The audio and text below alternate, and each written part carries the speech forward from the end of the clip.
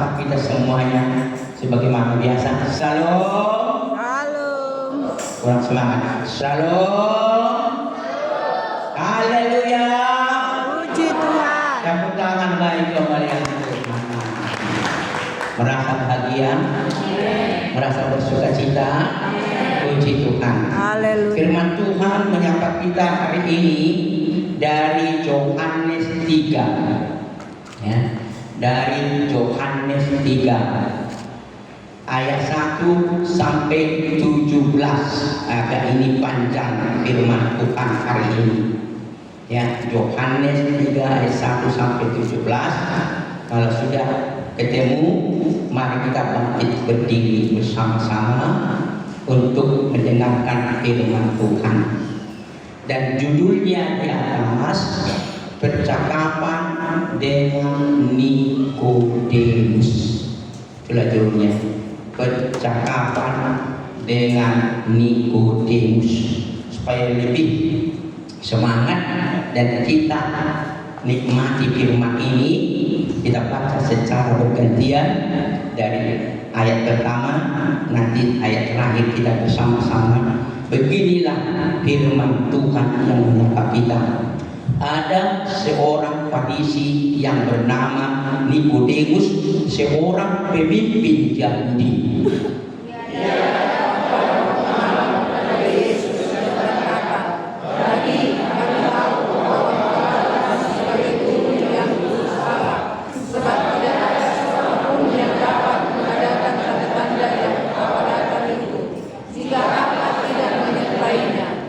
Yesus menjawab, sesungguhnya aku berkata kepadamu, jika seorang tidak dilahirkan kembali, ia tidak dapat melihat kerajaan Allah.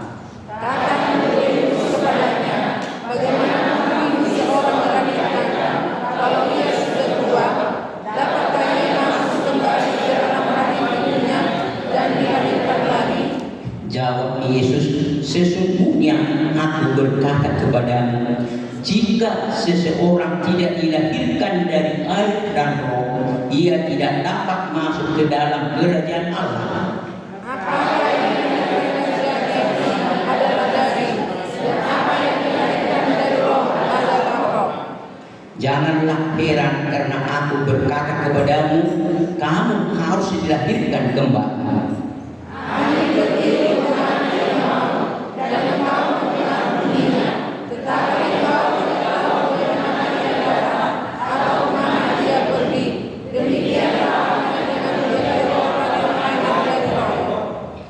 Kata Nikodemus kepadanya, bagaimanakah mungkin hal itu terjadi?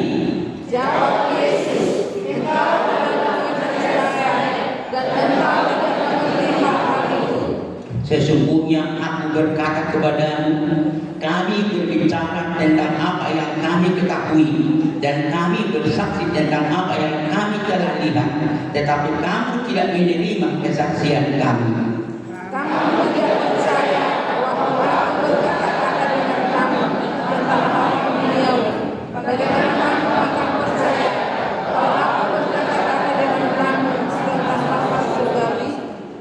Tidak ada seorang pun yang telah naik ke surga selain Dia yang telah turun dari surga, yaitu Anak Manusia. Dan sama seperti Musa meninggikan kepada demikian juga Anak Manusia harus ditinggikan, supaya setiap orang yang percaya kepadanya beroleh hidup yang kekal.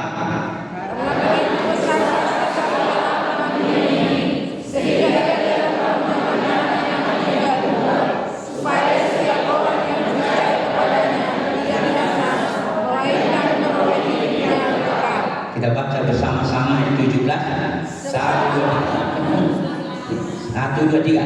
Sebab Allah mengutus anaknya ke dalam dunia bukan untuk menghakimi dunia, melainkan supaya Dia diselamatkan melalui dunia.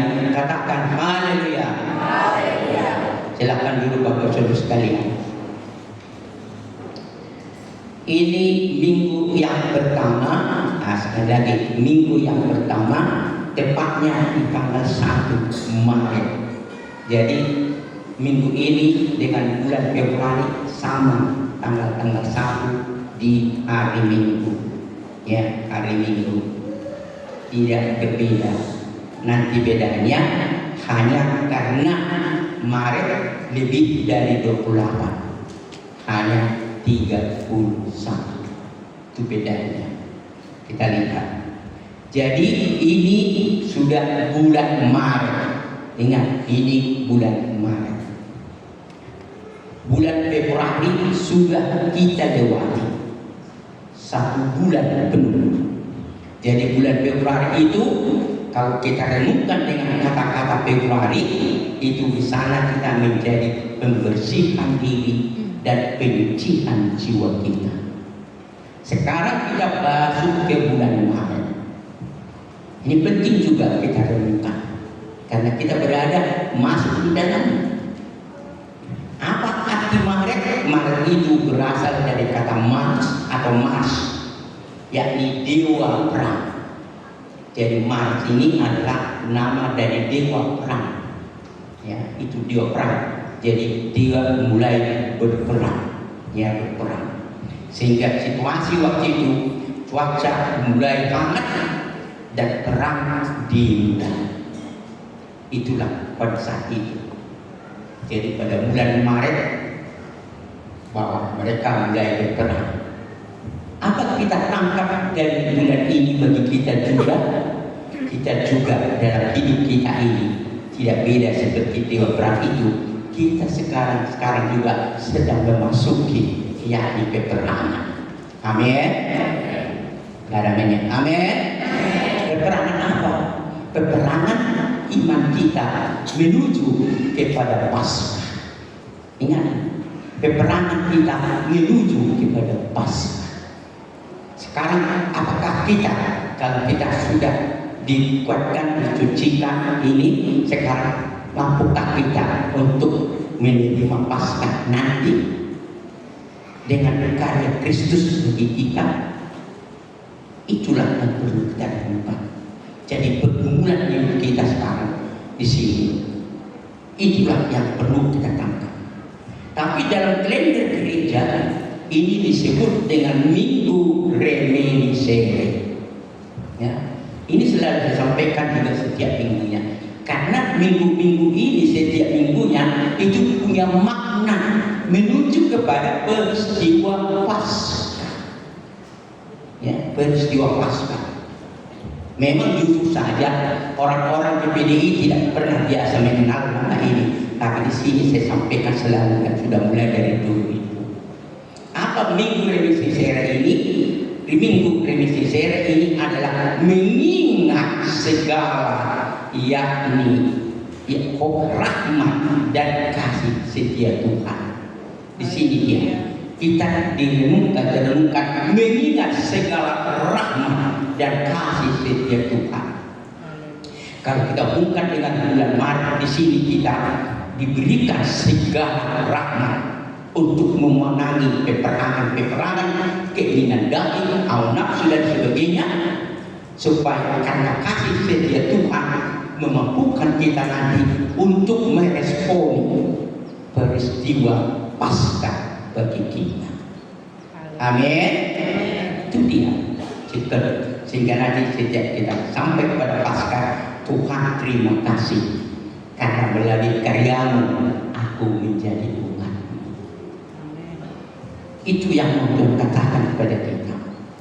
Karena itu dari firman Tuhan yang sudah kita baca secara bergantian, ya, dari firman Tuhan yang sudah kita baca secara bergantian, apa yang mau Tuhan ajarkan kepada kita, apa yang mau Tuhan nasihatkan kepada kita, Tuhan apa yang mau menguatkan kepada kita, mungkin menegur kita, karena selama ini kita belum bisa mengalami perubahan daripada hati dan batin kita, supaya kita makin dibentuk, diproses, sehingga kita menjadi rendah hati dan setia kepada Tuhan. Itu yang Tuhan katakan dari kita ini. Memang sekali lagi kalau jujur perikopnya tadi di sana dibuat percakapan, ya, dengan Nikodemus. Percakapan siapakah itu? Percakapan Yesus dengan Nikodemus. Dari percakapan yang dilakukan dari ayat yang sudah kita baca, dari ayat 1 sampai 17, apa yang mau Tuhan katakan kepada kita pada hari ini untuk ini, inilah yang dikatakan kepada kita. Kerinduan untuk masuk kerajaan Allah. Ya. Kerinduan untuk masuk kerajaan Allah. Itu mau dikatakan kepada kita pada minggu kita hari ini. Engkau jemaat yang beribadah hari ini di GBT Martoba, adakah kerinduan untuk masuk kerajaan Allah? Adakah kerinduanmu untuk masuk kerajaan Allah? Yang setuju katakan haleluya. Betulkah kerinduan itu ada dalam hati kita? Betul? Ini yang mau dikatakan kepada kita. Engkau betulkah ada kerinduan yang ada dalam hatimu, dalam hidupmu, untuk masuk ke dalam kerajaan Allah? Itu mau dikatakan kepada kita. Itulah yang mau sampaikan kepada kita pada hari ini. Apa arti kata rindu? Rindu itu artinya sangat ingin dan berharap benar-benar terhadap sesuatu. Itu dia. Jadi kalau kita sungguh-sungguh kerinduan kerajaan Allah, maka kita terus bergumul untuk harus masuk ke dalamnya. Kerinduan itu yang mendorong kita harus siap menghadapi masalah, harus siap menghadapi tantangan, harus siap menghadapi problema apapun yang mencoba mau untuk mengganjal kita atau untuk membuat kita supaya tidak tiba. Kita harus bergumul untuk mematahkan semua itu. Kalau kerinduan yang dalam kepada kita, haleluya, haleluya. Apa yang membuat kita sering lemah, tidak kuat? Oh, aku sangat rindu. Aku sangat rindu. Kerinduan ini mendorong kita, menggerakkan hati kita, membuat kita selalu berkobar-kobar dalam hati kita. Sehingga kalau sudah setiap minggu, oh hari Minggu, aku berrindu untuk bertemu Tuhanku. Aku untuk bertemu, untuk bersekutu memuji Tuhanku. Kalau ada membuat menghalangiku, kelemahanku dan sebagainya, aku berdoa, Tuhan patahkan semua itu, supaya aku kalahkan semua. Aku harus pergi untuk menemukanmu, karena aku sangat rindu kepadamu. Yang setuju katakan haleluya. Bentuklah kerinduan itu sungguh-sungguh. Kita renungkan itu. Kalau kita masuk jam 10, kerinduan yang dalam sebelum jam 10 harilah kita bersama. Amin. Iya. Karena aku sungguh-sungguh ini. Aku harus duduk di sana sebelum waktu. Itulah kerinduan.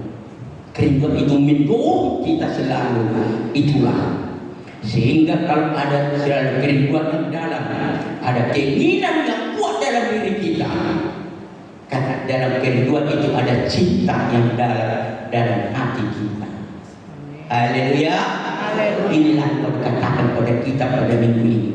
Kalau begitu, kalau ada kerinduan untuk masuk kerajaan Allah, ya, ada 3 hal yang mau Tuhan katakan dari firman Tuhan yang telah kita baca secara bergantian kepada kita. Sekali lagi, 3 hal yang Tuhan mau katakan kepada kita yang terus kita gumuli supaya kita masuk ke dalam kerajaan Allah. Ya, supaya kita masuk ke dalam kerajaan Allah. Karena kerinduan itu tertanam dalam batin kita, hidup kita.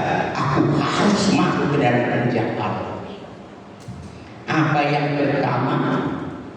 Kita perhatikan kembali kalau sudah tadi kita baca cerita itu, yakni seorang Nikodemus datang kepada Yesus pada malam-malam supaya tidak dilihat oleh orang, langsung bicara kepada Yesus. Guru, katanya kepada dia, ya guru, dia katakan dia bertemu dan berkata bagaimana kerinduan dia percaya siapa dia. dia melihat guru ini luar biasa dilihatnya, karena dia melihat tanda-tanda mujizat yang sudah dilihatnya ketika dia melihatnya di alam semesta pada zaman itu. Luar biasa, tidak sama seperti yang lain. Sehingga dia ketemu ayat 3 menjadi puncaknya, dikatakan ke sana.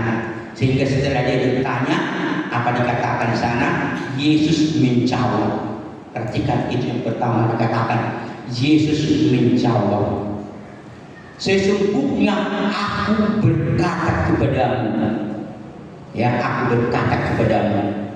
Kita perhatikan, jika seseorang, ya, dikatakan jika seseorang tidak dilahirkan kembali, ya, tidak dilahirkan kembali, ia tidak dapat melihat kerajaan Allah. Tidak dikatakan hanya kepada Nikodemus, kalau engkau tidak dilahirkan kembali, enggak.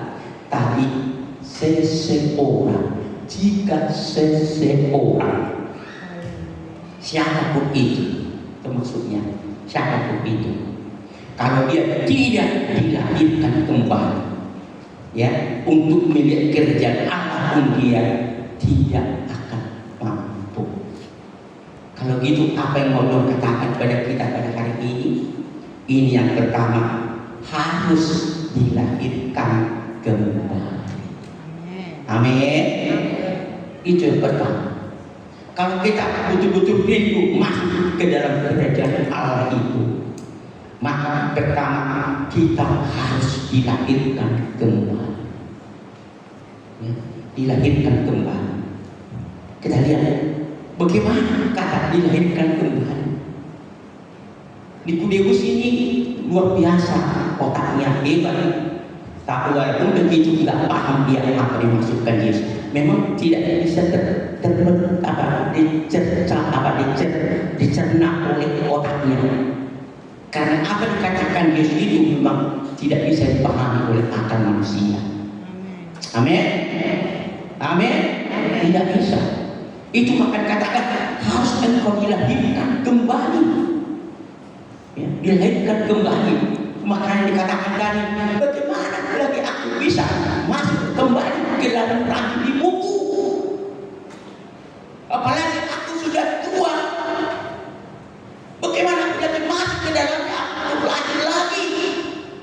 Tidak mungkin lagi katanya. Karena Nikodemus tidak mengerti, termasuk kita juga tidak paham. Ya, tidak paham. Oleh katakan juga, ya, bagaimana aku dilahirkan kembali? Bagaimana aku bisa lagi untuk kedua kalinya? Nah, itulah mungkin.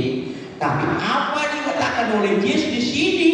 Ini adalah suatu bahasa kiasan. Ya, ini adalah bahasa, ya, sebagai metafora, sebagai bahasa lambang. Itu dimaksudkan. Bukan maksudnya secara sungguh-sungguh, secara kita dilahirkan dari mama kita kembali, dari mama kita kembali, bukan lagi. Karena itu tidak akan pernah terjadi dalam dunia ini untuk lahir kedua kali secara darah. Enggak. Itu makanya dikatakan sini bukan seperti itu. Bukan. Tapi ini sebagai biasanya, sebagai metafora, gambaran. Kalau begitu bagaimana memahami ini supaya kita tangkap memahaminya? Coba kita bandingkan dengan Galatia 2 ayat 19b sampai 20. Ya, kita lihat Galatia 2 ayat 19b sampai 20. Ini pun kalau diperhatikan, kita simak seperti itu. Inilah metaforanya. Dikatakan di sana, aku, kata Paulus, aku, bukan aku, maksudnya aku sini bukan Yesus, bukan, tapi Paulus, aku disalibkan dengan Kristus. Betulkah pernah dia disalibkan dengan Kristus? Pernahkah Paulus disalibkan dengan Kristus? Tidak pernah. Ya, enggak pernah. bersalibkan bersama dengan Kristus tidak. Namun aku hidup, tetapi bukan lagi aku sendiri yang hidup, melainkan Kristus yang hidup di dalam aku. Coba, hidup di dalam aku. Coba, bukan lagi seperti kita juga, bukan lagi aku yang hidup, tapi Kristus yang hidup dalam diri aku. Bagaimana dia bisa hidup dalam diri aku? Gak mungkin. Kalau secara menjelek, artinya secara seperti yang alami, tidak mungkin. Ya, tidak mungkin di sana. Di sana katakan,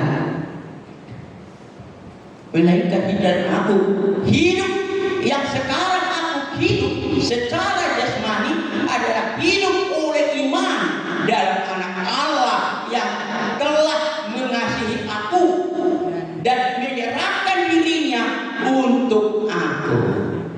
Amin. Inilah digambarkan Paulus seperti Kristus yang mati di kayu salib juga bersama kita. Kita juga ikut terlibat di dalam peristiwa, yakni kematian Kristus di kayu salib. Seperti itu kita juga. Maka ini tidak terpahami oleh akal, tidak dapat dimengerti oleh yakni rasio kita, tak bisa. Itu makanya ini adalah persoalan iman. Amin. Percayakah kita ini telah dilahirkan kembali melalui karya Kristus di kayu salib? Itu maksudnya. Dengan mati dia di kayu salib, kita bersama-sama dia mati di kayu salib.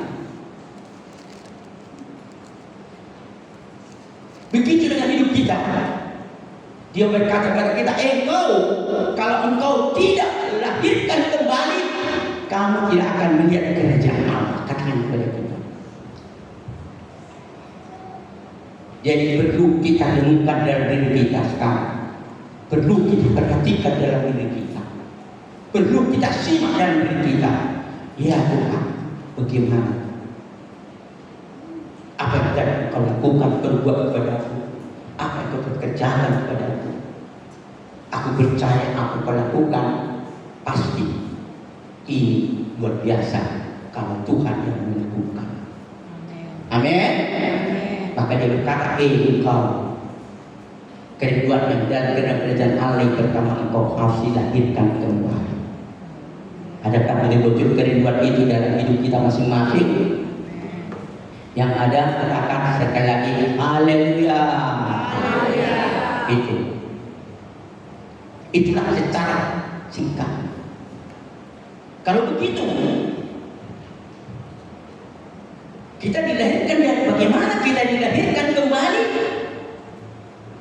Kita baca ayat 4, ayat 5 langsung supaya di situ pokoknya. Kata Nikodemus kepadanya, bagaimana mungkin seorang dilahirkan kalau ia sudah tua? Dapatkah ia masuk kembali ke dalam rahim ibunya dan dilahirkan lagi?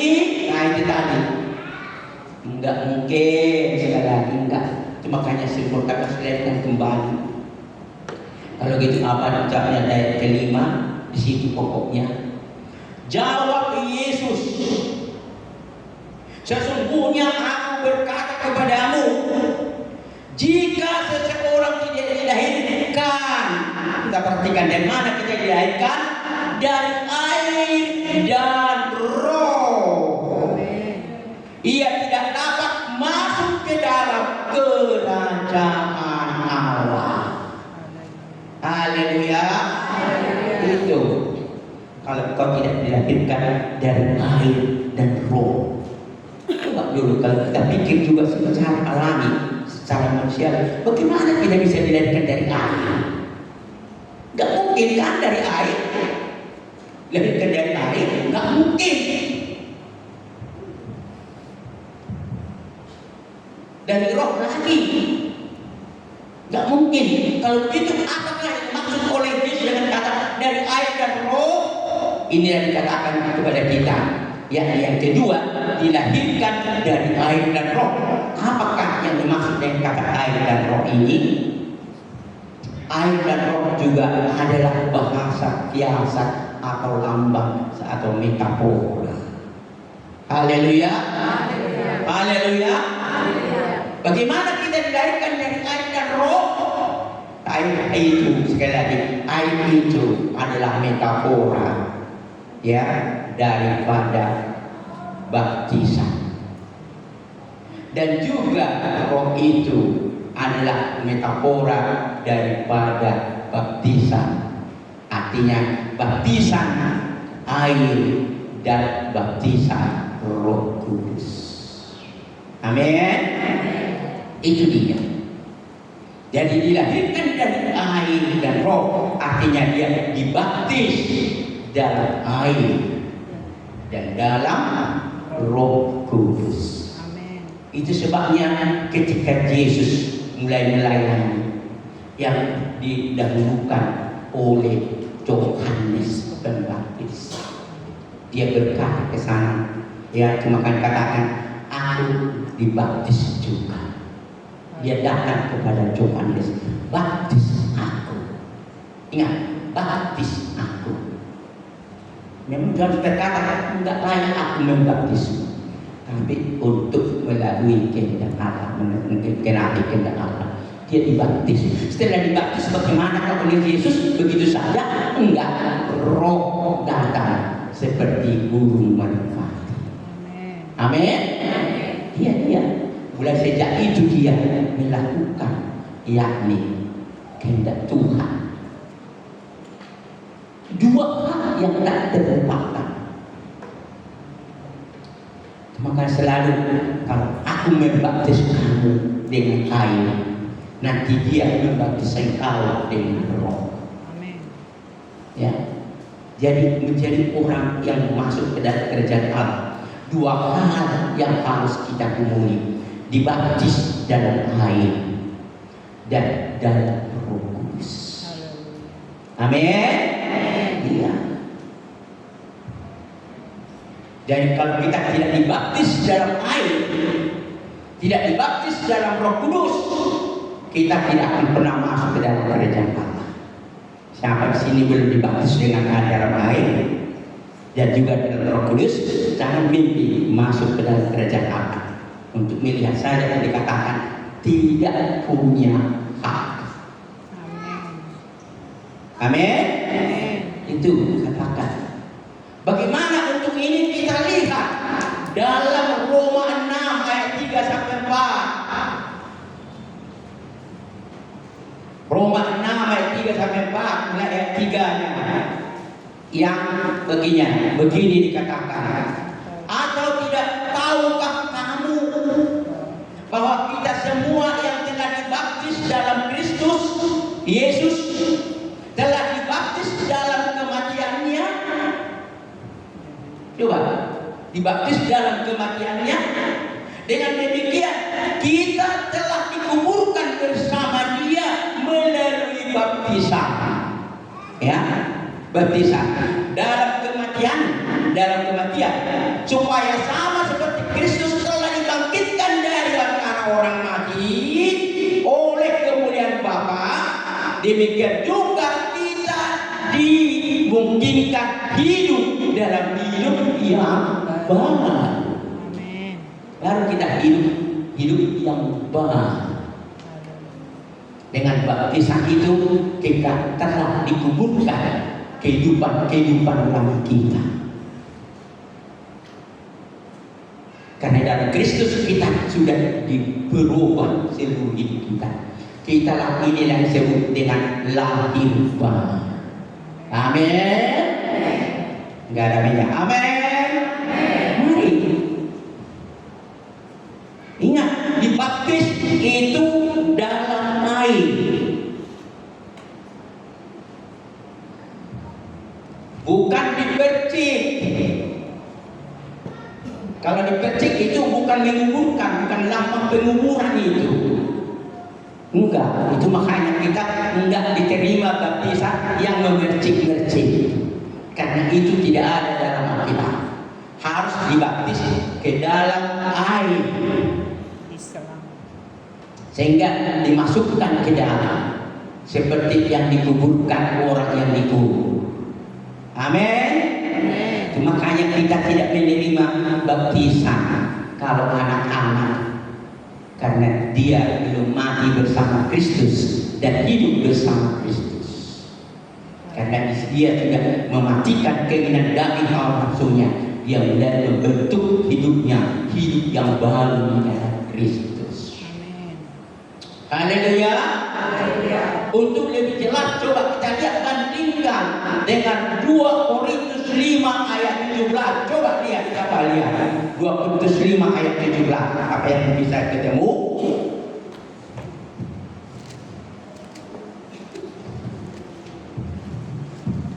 Udah ada yang ketemu? 2 Korintus 5 ayat 17.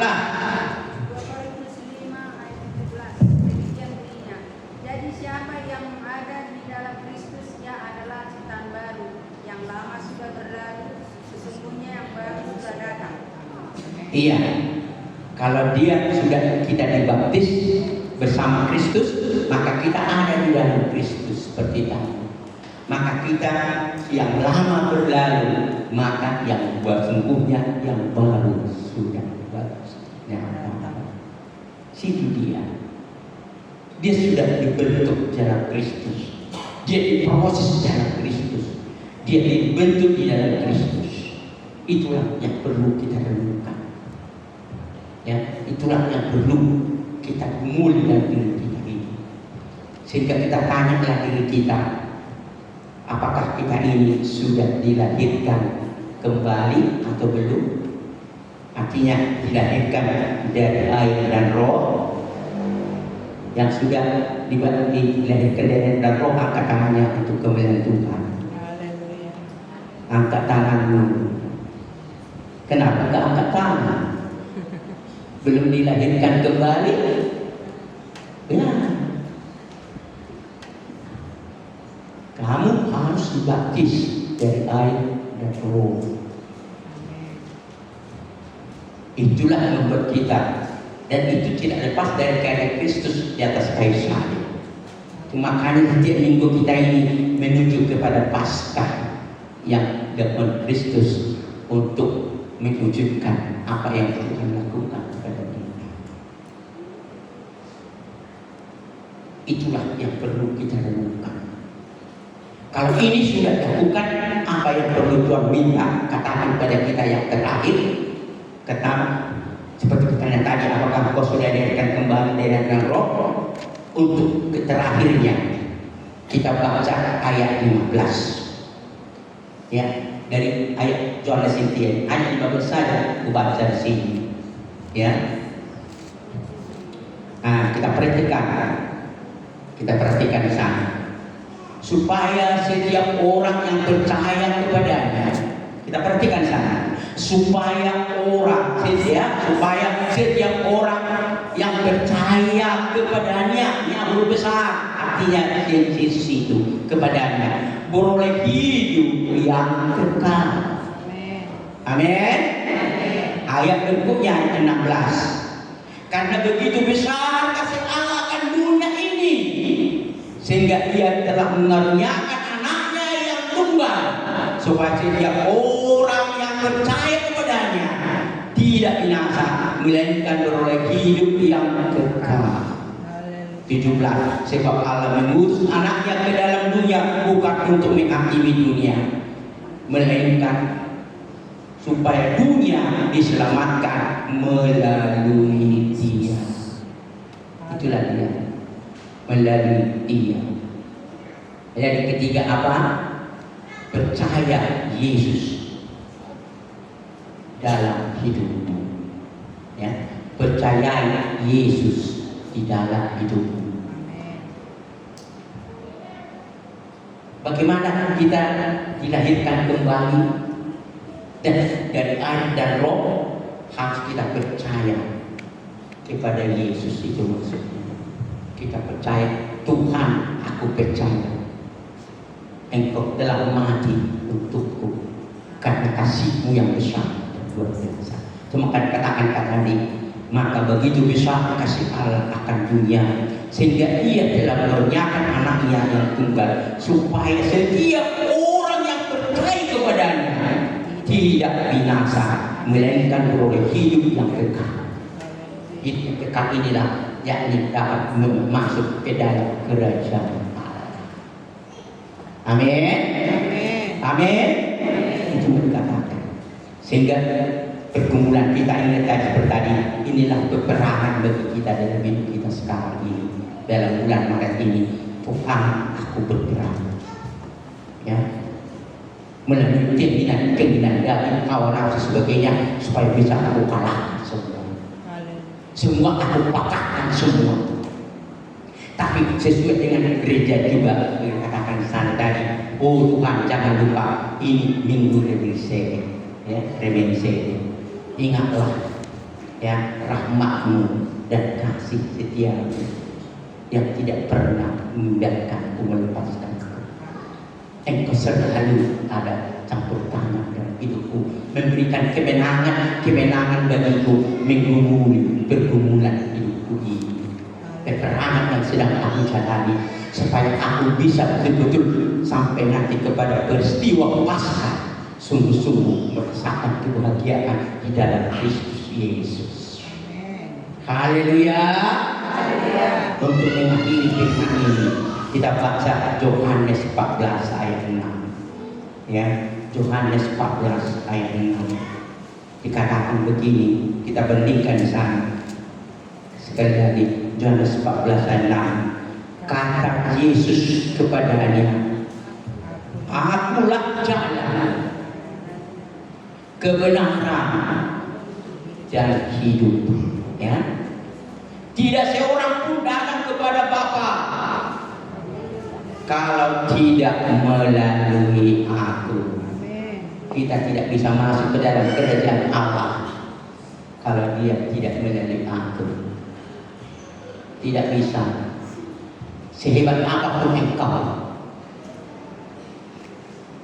dengan kehebatanmu, kekuasaanmu yang luar biasa pun enggak bisa itu jalanmu untuk masuk ke dalam kerajaan surga.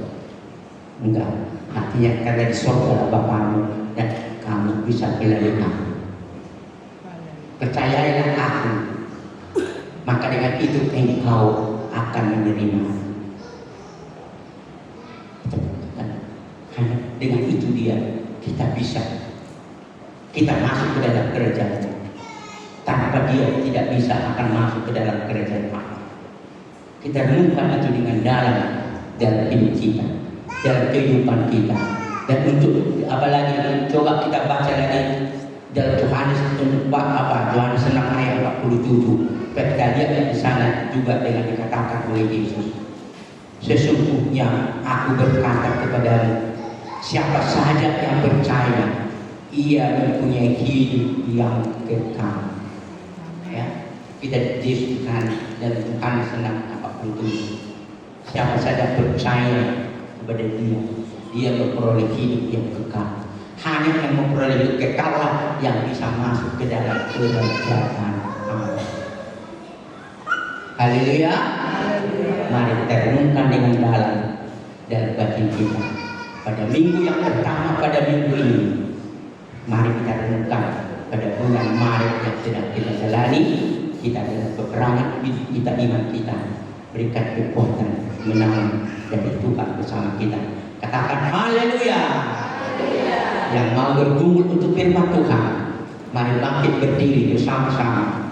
Kita bernyanyi dengan ketulusan hati.